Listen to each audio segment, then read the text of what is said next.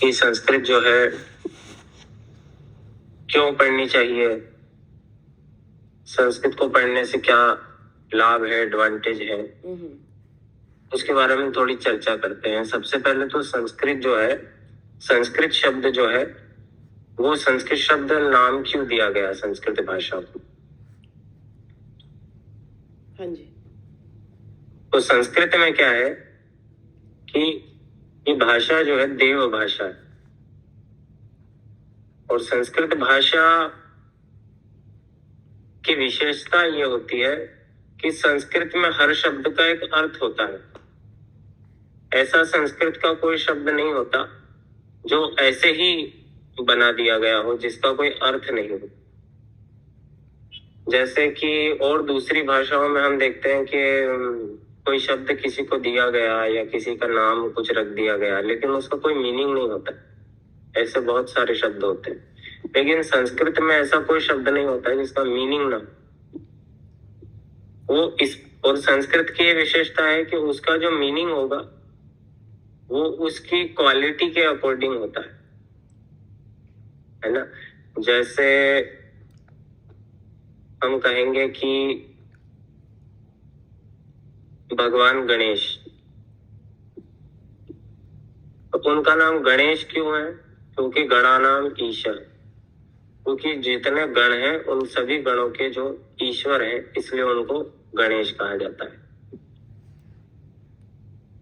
गजानन, गजानन यानी गज यानी हाथी, और आनन का मतलब होता है फेस, मुख, चेहरा। तो जिनका फेस जो है वो हाथी का है, इसलिए उनका नाम गजानन। तो संस्कृत की विशेषता ये है कि जो भी नाम रखा जाता है या जो भी नाम बनाया जाता है या जिसको दिया जाता है, उसके अंदर उसके गुण के अकॉर्डिंग उस नाम को रखा जाता है। तो फिर संस्कृत का भी नाम है संस्कृत, तो भाई संस्कृत नाम क्यों दिया गया इस भाषा को? ये भी एक प्रश्न खड़ा हो सकता है कि संस्कृत ही नाम क्यों दिया गया। तो सम का अर्थ होता है सम्यक, सम्यक यानी ठीक प्रकार से, परफेक्टली इंग्लिश में कहें तो, और कृत यानी किया गया, लिखा गया। तो जिसको परफेक्टली लिखा गया, जिसके अंदर कोई एरर नहीं, त्रुटि नहीं है, इस कारण से इस भाषा को संस्कृत कहा जाता है कि इसके अंदर किसी भी प्रकार का कोई एरर नहीं। बहुत ही साइंटिफिक लैंग्वेज संस्कृत भाषा है, इसके अंदर किसी प्रकार का कोई एरर नहीं होता। एरर जैसे कि अगर हम मान लें कि एरर क्या चीज होती है, तो जैसे इंग्लिश में अगर हम देखें तो बहुत सारे ऐसे वर्ड्स होते हैं जिनके अंदर जो है बहुत सारे ऐसे अल्फाबेट्स होते हैं जो साइलेंट होते हैं, जो स्पेलिंग में तो होते हैं लेकिन वो प्रोनाउंसिएशन में नहीं आते। तो पहली चीज तो यही हो गई कि अगर उस अल्फाबेट का यूज किया गया है और उसका प्रोनाउंसिएशन नहीं किया जा रहा है, तो उसका यूज ही क्यों हुआ? इसलिए वो एक एरर है। दूसरा एरर ये है कि अगर किसी ने वो वर्ड सुना, तो क्योंकि उसके प्रोनाउंसिएशन में वो अल्फाबेट नहीं है, तो अगर उसको कहेंगे कि सुनकर इसकी स्पेलिंग लिखी है, तो वो लिख नहीं पाएगा। परफेक्ट स्पेलिंग जो उसकी है वो लिख नहीं पाएगा, क्योंकि उसके अंदर जो साइलेंट अल्फाबेट है वो तो सुनाई देगा नहीं। कोई अगर प्रोनाउंसिएशन करेगा और अगर वो कहेगा कि ये जो मैं कहूंगा उसको सुनकर लिखिए, तो सुन तो वो लेगा, लेकिन जब वो लिखने बैठेगा तो वो उसको लिख नहीं पाएगा, क्योंकि जो है परफेक्ट उसकी जो स्पेलिंग होगी वो नहीं लिख सकता, क्योंकि उसमें जो वर्ड था, उसमें जो कुछ अल्फाबेट जो था वो साइलेंट था, और वो साइलेंट होने की वजह से वो लिख नहीं पाएगा उसको अगर उसकी स्पेलिंग लिखेंगे तो दूसरा एरर ये हो गया। पहला एरर क्या हो गया? पहला एरर ये हो गया कि एक तो जो अल्फाबेट साइलेंट है उसका प्रोनाउंसिएशन नहीं होगा, तो अगर उसका प्रोनाउंसिएशन नहीं होगा तो उसको लिखा ही क्यों गया? क्योंकि उसका कोई यूज ही नहीं निकला वहां पर। तो संस्कृत में अगर किसी चीज का यूज नहीं है तो उसका यूज नहीं किया जाएगा। दूसरी चीज, अगर उस प्रोनाउंसिएशन को सुनकर कोई उसकी स्पेलिंग लिखना शुरू करेगा उस वर्ड की, तो वो परफेक्ट लिख नहीं पाएगा, क्योंकि वो साइलेंट लेटर को तो कभी सुन ही नहीं सकता। तो इसलिए वो लिख नहीं पाएगा।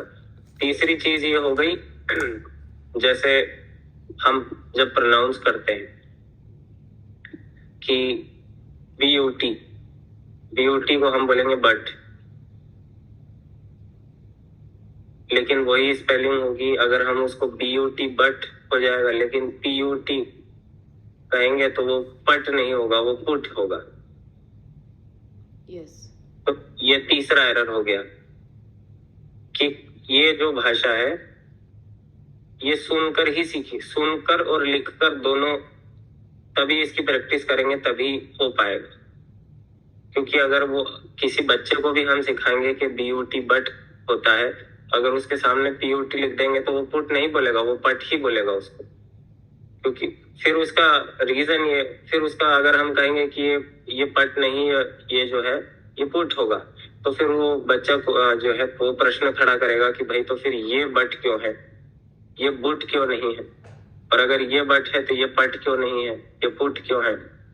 तो इन चीजों के कोई आंसर नहीं है। तो ये एक और एरर हो गया। तो और फिर थोड़ा और आगे देखेंगे तो अगर हम पुराने समय में जाएं तो उस समय क्या होता था कि ये पेन और पेपर नहीं होते थे इतने अवेलेबल। तब जो है शिक्षा जो थी वो सुनकर ही प्राप्त की जाती थी। हाँ। तो गुरु जो है वो शिष्यों को सुनाता था। जैसे अब भगवत गीता में भी अगर भगवान ने कहा है कि मैंने सबसे पहले ये गीता जो है ये विवस्वान सूर्य देव को सुनाई थी, तो वो गुरु जो थे वो अपने शिष्यों को सुनाकर या उनको सुनकर ही, और जो शिष्य थे वो सुनकर ही सीखते थे। वो सुनाते थे, शिष्य सुनते थे, सीखते थे, फिर वो जब गुरु बनते थे तो वो उनके शिष्यों को सुना के सिखाते थे। इस प्रकार ये होता था। तो अगर कोई लैंग्वेज, अगर उसको सीखने में हमें ये दिक्कत होती है कि अगर ऐसे एरर्स उस लैंग्वेज में होंगे तो वो लैंग्वेज जो है वो इतना आगे तक नहीं चल पाएगी, उसमें बहुत सारी दिक्कतें होंगी। अगर हम इंग्लिश की बात करें तो अगर देखेंगे कि आज से 50 साल पहले जो इंग्लिश बोली जाती थी और आज की इंग्लिश जो बोली जाती है उसमें डिफरेंस है। और यही अगर आप संस्कृत को देखेंगे तो आज जो संस्कृत बोली जाती है और वही अगर 5000 10,000 साल पुराने समय में जाएं, आप महाभारत के समय जाएं, उससे पुराना जाना है तो रामायण के समय में चले जाइए, तब भी ये लैंग्वेज वैसे ही बोली जाती थी और आज भी वैसे ही बोली जाती है। इसमें कोई डिफरेंस नहीं है। तो इस वजह से क्या है कि ये सब एरर्स संस्कृत में नहीं है। अच्छा, एक एरर और है। देखिए, जैसे ABCD जो अल्फाबेट है, इंग्लिश को हम जो है क्रिटिसाइज नहीं कर रहे हैं, हम बस संस्कृत के बारे में बताने के लिए एक एग्जाम्पल के रूप में दूसरी लैंग्वेज को ले रहे हैं, क्योंकि इंग्लिश थोड़ी कॉमन है सब जगह, सब लोग ज्यादातर इंग्लिश को जानते हैं, इसलिए एग्जाम्पल को ठीक से समझ पाएंगे, इसलिए इंग्लिश का एग्जाम्पल ले रहे हैं। हमारी कोई वो नहीं है कि भाई इंग्लिश ये वो, तो इस कारण से जो है इंग्लिश का एग्जाम्पल ले रहे हैं ताकि संस्कृत की जो परफेक्शन है जो संस्कृत में वो हमें ठीक से समझ में आ सके। एक और ये है कि जैसे हम ABCD अल्फाबेट्स जो है उसको जब हम प्रोनाउंस करते हैं तो आप देखेंगे कि जैसे मेरा नाम अभय है, तो अब होगा क्या कि जब मैं इंडिपेंडेंटली प्रोनाउंस करूंगा कोई लेटर को, जैसे सपोज करिए फर्स्ट लेटर मेरे नाम में A है, तो अब जब मैं उसको इंडिपेंडेंटली प्रोनाउंस करता हूं तो वो A प्रोनाउंसिएशन है उसका A, लेकिन जब मैं उस A को वर्ड में यूज कर रहा हूं मेरे नाम में तो वो प्रोनाउंसिएशन उसका हो रहा है अ। इंडिपेंडेंटली जब हम उस लेटर को प्रोनाउंस कर रहे हैं तो प्रोनाउंसिएशन होता है A, और जब उसको वर्ड में यूज कर रहे हैं तो अ। तो ये भी चीज संस्कृत में नहीं है। जो इंडिपेंडेंटली जैसा प्रोनाउंसिएशन हो रहा है किसी भी अल्फाबेट का, सेम प्रोनाउंसिएशन उसका होगा अगर वो किसी वर्ड में यूज होगा, उसमें कोई डिफरेंस नहीं होगा। तो ये चीजें संस्कृत को परफेक्ट बनाती है। इस भाषा में जो बोला जाएगा वो वैसा का वैसा लिखा जा सकता है, और जो लिखा जाता है वो वैसा का वैसा कहा जा सकता है। मतलब कहने का मतलब है कि अगर कोई चीज लिख दी गई उसको वैसा का वैसा कहा जा सकता है और सुनने वाला उसको वैसा का वैसा सुन सकता है, क्योंकि उसमें कोई भी प्रोनाउंसिएशन का डिफरेंस नहीं होगा, उसमें कोई भी चीज साइलेंट नहीं होगी, कोई भी अल्फाबेट साइलेंट नहीं होगा। तो इस वजह से होगा क्या कि जैसा उसको लिखा गया वैसा उसको सुना जाएगा, और जैसा उसको सुना गया, अगर हम किसी से कहेंगे कि ये जो आपने सुना है इसको लिखवा दीजिए, तो वो अगर उसको कहेगा और किसी से कहेगा कि ये शब्द को लिखिए, तो वो जैसा बोलेगा वैसा का वैसा उसको लिखा जा सकता है बिना सीखे, है ना। जैसे बिना सीखे का मतलब जैसे पीयूटी पुट हो गया, बीयूटी बट हुआ। अब कोई कहेगा कि पीयूटी पुट लिख दीजिए तो लिख देगा, लेकिन अगर वो कहेगा बट लिखिए तो फिर वो कंफ्यूज हो जाएगा कि बट कैसे लिखते हैं, पुट लिखना तो आता है बट लिखना नहीं आता, तो उसको सीखना पड़ेगा, सुनकर नहीं सीखा जा सकता। लेकिन संस्कृत में क्या है, क्योंकि वो सेम रहेगा इसलिए उसको सुन के भी सीखा जा सकता है। इस वजह से क्या है कि दोनों, अगर किसी से कहेंगे कि जो लिखा है उसको कह दीजिए, तो वो जो लिखा हुआ है उसको वैसा का वैसा कह देगा, और जो जिसने सुना है उसको वैसा का वैसा लिख सकता है। तो इसलिए इसमें इसको संस्कृत मतलब सम्यक रूपेण, कि जो ठीक प्रकार से जिसको लिखा गया उसे संस्कृत कहते हैं। अच्छा, ये भाषा का विज्ञान है। तो अब प्रश्न आता है कि संस्कृत क्यों सीखनी चाहिए। हाँ जी, संस्कृत तो इतनी कॉमन है नहीं, तो संस्कृत को क्यों सीखना चाहिए। संस्कृत को सीखने के बहुत सारे रीजन होते हैं। उसमें पहला रीजन ये है कि जो हमारी एक माइंड की एक्सरसाइजेस होती है वो बहुत ज्यादा जो है एक्टिव हो जाती है, तो इसको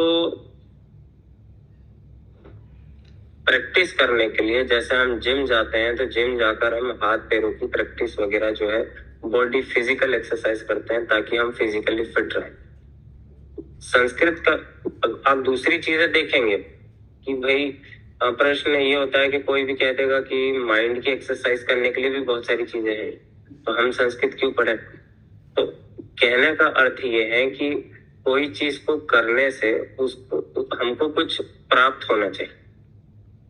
अगर हम कोई चीज कर रहे हैं तो उससे हमें कुछ ना कुछ नॉलेज तो मिलना चाहिए। जैसे कि कोई बच्चा अगर गेम खेल लेता है माइंड के एक्सरसाइज के लिए, पर उसको मिलेगा क्या गेम खेल के। लेकिन संस्कृत को पढ़ने से माइंड की एक्सरसाइज तो होगी, उसके साथ उसको नॉलेज भी मिले। दूसरी चीज कि जो पतंजलि योग सूत्र में भगवान पतंजलि ने जो है कुछ कारण बताए हैं संस्कृत को पढ़ने के। पहला उन्होंने कहा है रक्षा, रक्षुभागम लघु संदेह, ये 5 कारण उन्होंने बताए हैं। पहला कारण उन्होंने कहा है रक्षा। रक्षा किस चीज की रक्षा, खुद की रक्षा। शास्त्र की रक्षा करने में तो हम समर्थ तभी होंगे जब खुद की रक्षा कर पाएंगे, क्योंकि अगर हमें ये जीवन मिला तो किस लिए मिला, इसके पीछे का कारण क्या है, और जितना विज्ञान है सब कुछ है वो जान कब पाएंगे, जब हमें भाषा का ज्ञान होगा। अगर हमें भाषा का ज्ञान नहीं है तो हम उसको पकड़ नहीं पाएंगे कभी कि हमारा जीवन जो है वो क्यों हमको मिला है, इसका कारण क्या है। तो स्वयं की रक्षा, स्पिरिचुअली, मटेरियली, हर प्रकार से स्वयं की रक्षा कैसे हम कर सकते हैं, उसके लिए जो है हमें संस्कृत पढ़नी चाहिए। क्योंकि ये भाषा जब हम पढ़ेंगे तो ये भाषा सीखने से क्या प्राप्त होगा, हमें आध्यात्म, जो स्पिरिचुअल लिटरेचर्स है, शास्त्र जो है जो स्पिरिचुअल है लिखे गए, वो भी हम पढ़ पाएंगे। तो वो भी अगर हम पढ़ पाएंगे तो फिर जो है हम हमारे स्पिरिचुअली जो है उसको आगे प्रोग्रेस कर पाएंगे, ग्रोथ कर पाएंगे। लेकिन अगर हम भाषा के बारे में नहीं जानते हैं तो फिर हम वो कर नहीं पाएंगे। इस कारण से क्या है कि हमें इसको पढ़ना जरूरी है। रक्षा, ये पहला उन्होंने जो है कारण बताया कि रक्षा स्वयं की हो, फिर उसके बाद शास्त्र। दूसरी चीज रक्षा से हमें ये समझ में आती है कि रक्षा क्या मतलब, जैसे हम देखते हैं बहुत सारे लोग शास्त्र लाते हैं और घर में रख देते हैं, उसको रक्षा नहीं कहते। यहाँ पे पतंजलि क्या कह रहे हैं कि संस्कृत पढ़ने से रक्षा हम कर पाएंगे। मतलब क्या है कि जो है शास्त्र की रक्षा का मतलब क्या होता है, शास्त्र की रक्षा का मतलब होता है उनको पढ़ा जाए, उनको पढ़ा जाए, उनको सीखा जाए, तभी उनकी वही उनकी रक्षा कहलाती है। उनको कहीं पर रख देना या वो कर देना वहां की रक्षा नहीं कहलाती।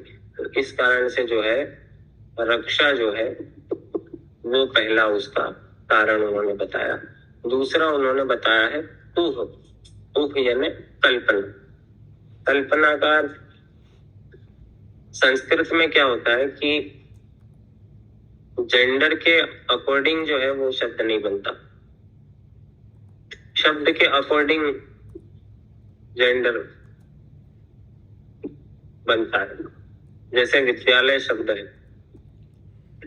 ये संस्कृत में विद्यालय शब्द जो है वो नपुंसकलिंग नहीं है, न्यूट्रल नहीं है, ये जो है मस्कुलिन वर्ड।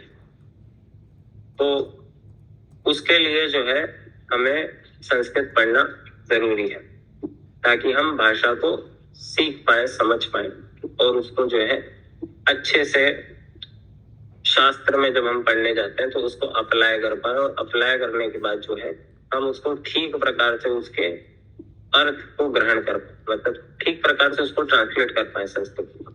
उसके लिए जो है जरूरी है। तीसरा है आगम। आगम यानी श्रुति यानी वेद।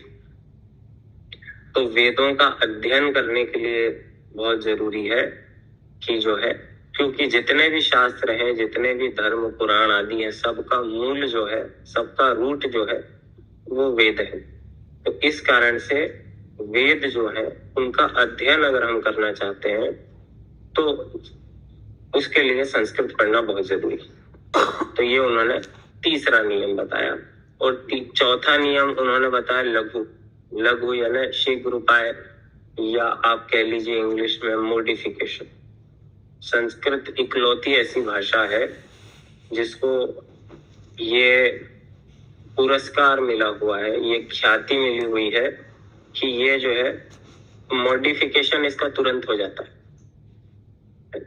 जैसे सॉफ्टवेयर होता है, सॉफ्टवेयर डेवलप होता है, वैसे ही ये भाषा जो है ये डेवलप होती है। इसमें क्या है कि किसी भी प्रकार से मॉडिफिकेशन किया जा सकता है। मॉडिफिकेशन कैसे होगा, जैसे राम शब्द है तो राम शब्द अगर तृतीया विभक्ति में रामायण बनता है तो राम जैसा बलराम शब्द भी है, बलराम शब्द बलरामायण बन जाएगा। उसी प्रकार कृष्ण शब्द है तो कृष्णेन बन जाएगा। उसी प्रकार भरत शब्द है, भरतेन बन जाएगा। तो किसी भी प्रकार से जो है हमको उसकी जरूरत नहीं पड़ती कि मॉडिफिकेशन इस भाषा में ही पॉसिबल है, कि बहुत इजीली हो जाता है। और इसका जो मॉडिफिकेशन होता है वो स्पेसिफिक मीनिंग्स के साथ ही रहता है, तो कंफ्यूजन भी क्रिएट नहीं होता इसमें। जब हम धीरे धीरे संस्कृत में आगे पढ़ेंगे लेसन्स में तो हमको और अच्छे से समझ आएगा इसको। और चौथा अर्थ, पांचवा कारण उन्होंने बताया असंदेह। असंदेह का मतलब किसी भी प्रकार का संदेह न हो। संदेह न होना यानी कि देखिए, कोई हम जो है अगर हम किसी भी बारे में कुछ जानना चाहते हैं तो फिर हम किसी न किसी से पूछते हैं उस बारे में। मान लीजिए एस्ट्रोलॉजी है, एस्ट्रोलॉजी के बारे में हम कुछ जानना चाहते हैं, या हमारे कि भाई हमारे जीवन के बारे में कुछ जानना है वगैरह, तो हम किसी भी एस्ट्रोलॉजर से पूछेंगे तो वो हमें कुछ ना कुछ बताएगा। लेकिन क्या होगा कि जो है किसी दूसरे एस्ट्रोलॉजर से पूछेंगे तो वो कुछ और बताएगा। तो हमारे मन में ऐसे ही सब भाषा में नहीं, मतलब कोई भी फील्ड हो, चाहे वो विज्ञान हो, साइंस हो, है ना। जैसे विज्ञान को भी अगर आप देखेंगे तो पहले क्या हुआ कि पहले साइंटिस्ट जो थे, जब सैटेलाइट वगैरह नहीं थी, तब उन्होंने कहा कि ये अर्थ जो है, ये धरती फ्लैट है, अगर इसके कोने पे जाओगे तो गिर जाओ। फिर धीरे धीरे जब इतना एडवांस हुआ, उसके बाद सैटेलाइट्स वगैरह आई, उसके बाद उन्होंने कहा कि नहीं भाई ये तो गोल है। लेकिन यही अगर आप जाएंगे और शास्त्र में पढ़ेंगे तो एक पूरा शास्त्र लिखा गया है भूगोल। भूगोल का जो शास्त्र लिखा गया है उसका अर्थ यही होता है कि भू का मतलब होता है धरती और गोल का मतलब होता है सर्कल, गोला। तो मतलब धरती जो गोलाकार है उसके बारे में जो डिटेल दी गई है वो भूगोल शास्त्र है।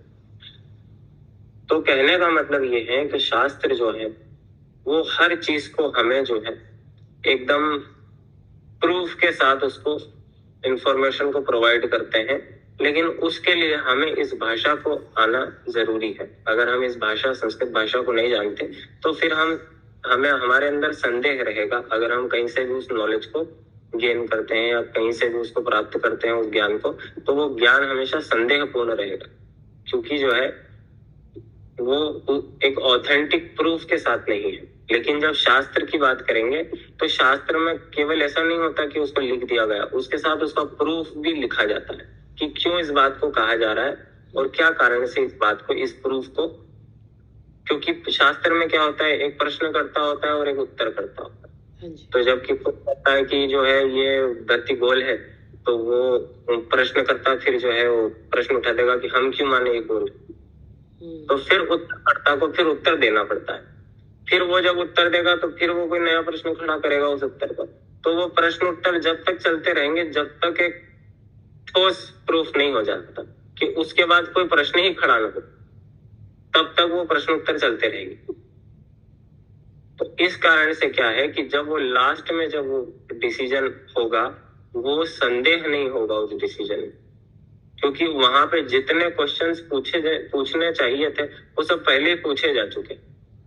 उन सब प्रश्नों के उत्तर दे करके और उस प्रूफ को रख करके वहां पर एक सिद्धांत की स्थापना हुई, और फिर वो सिद्धांत जो है वो उसका रिजल्ट में आया है। तो वो जब हम पढ़ेंगे तो फिर कोई संदेह नहीं बचता, उस पर डाउट नहीं रह जाता उस डिसीजन पे।